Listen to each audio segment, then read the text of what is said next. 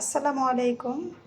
এই অসহ্য গরমের মধ্যে আমি আজকে ডাল রান্না করব প্রেসার কুকারের মাধ্যমে। একদম 10 মিনিটের সময়।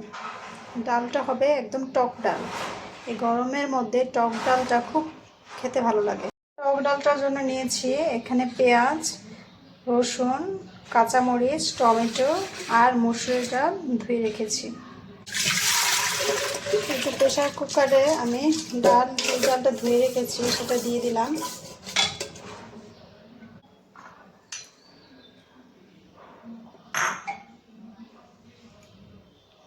তারপর আদা বাটা দিয়ে দিলাম,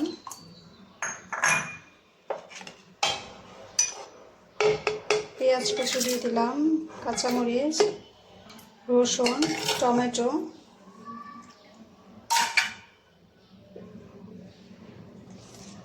এখানে মরিচের গুঁড়া দিব না, শুধু একটু হলুদের গুঁড়া দিব। এখানে মরিচের গুঁড়া অ্যাড করব না, যেহেতু কাঁচামরিচ দিয়েছি এর জন্য এখানে মরিচের গুঁড়া অ্যাড করব না। তারপর এটা প্রেসার কুকার ঢাকনা দিয়ে দিব। এই তো ডালটা প্রেসার কুকারে বসিয়ে দিয়েছি, চুলায় চাল জ্বলছে।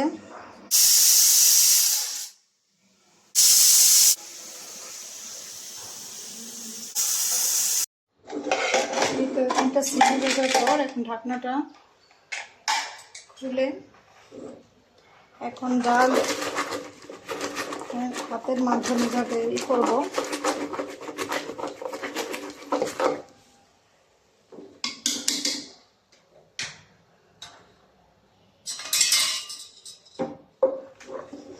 এই তো ডালগুলো একবারে গলে গিয়েছে।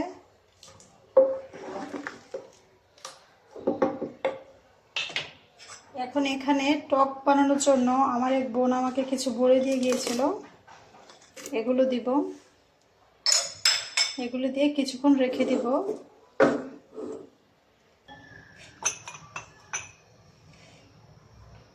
এখানে তেল দিয়ে দিব, ডালটা এখন বাগার দিব।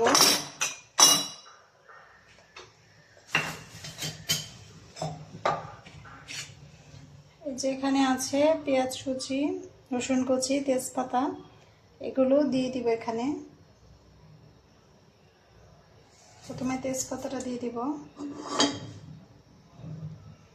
তারপর পেঁয়াজ কুচি, রসুন কুচি যেগুলো আছে ওগুলো দিয়ে দিব।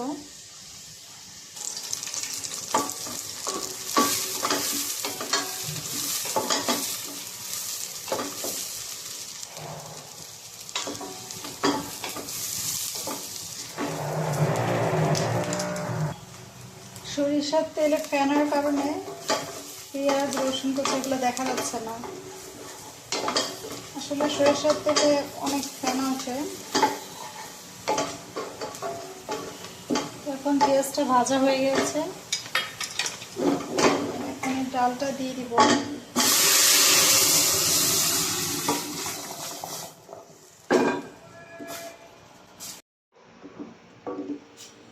বড়িগুলো দেওয়াতে ডালটা খুব মজা হয়েছে।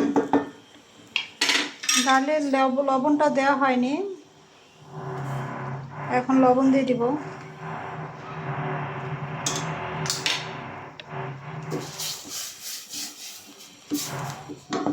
এই তো তৈরি হয়ে গেল গরমের মধ্যে টক ডাল। তৈরি হয়ে গেল গরমের মধ্যে টক ডাল।